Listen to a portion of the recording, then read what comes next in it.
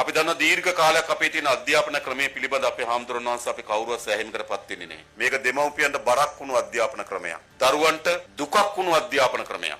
අධ්‍යාපන ක්‍රමේ සාර්ථකයි නම් අපිට මේට වඩා හොඳ ප්‍රතිඵල ලැබෙන්න ඕනකම තිබුණා. නමුත් අපේ අධ්‍යාපන ක්‍රමේ විශාල අධ්‍යාපනඥයින් විසින් කාලාන්තරයක් තිස්සේ මේ අධ්‍යාපන ක්‍රමේ අලුත් වෙනසක් අවශ්‍යතාවය පිළිබඳ සාකච්ඡා තිබුණා. අපි අලුත් වෙනසට අත තියලා තියෙනවා. හැබැයි එතකොට ඒකට මොකද කරන්නේ? ඒකටත් විවිධ වර්ගයේ අවලාද අසත්‍ය කිසිදු පදනමක් නැති කරුණු කියන්න පටන් අරන් තියෙනවා. අපේ අභිප්‍රාය වෙන්නේ අපේ දරුවන්ට හොඳ අධ්‍යාපනයක් ලබා දෙන්න ඕන. අපි දන්න මේ ගම්වල ඉන්න අයට තමන්ගේ අම්මා තාත්තා විඳපු ජීවිතයට වඩා වෙනස් හොඳ ජීවිතයක් උරුම කරගන්නවා නම් ආරම්භය අධ්‍යාපනය. අපේ ගම්වල සාමාන්‍යයෙන් කතා බහක් තියෙනවා. ගෙදර කොල්ලා ඉගෙන ගත්තොත් පවුලම ගොඩ යනවා කියලා. අපිට මේ දුප්පත්කමේ විසම චක්‍රයෙන් ගොඩ එන්න තියෙන පාර තමයි අපේ දරුවන්ට හොඳ අධ්‍යාපනයක් ලබා දෙන්න. හැබැයි අපි මෙතන ඉන්න දෙමව්පිය දන්න කොච්චර බරක්ද අද Tamanට තමන්ගේ දරුවා ඉගෙන ගන්න එක. අපිට ගම්වල ඉන්නකොට ඇහෙනවා සුමනේ අයියට ටිකක් අමාරුයි කොල්ලා A level කරනවා. කියනෝනේ. ඒ කියන්නේ ළමයා විභාග කරන එක පවුලට බරක්. ළමයි දෙන්නෙක් ඉස්කෝලේ යන එක පවුලට බරක්.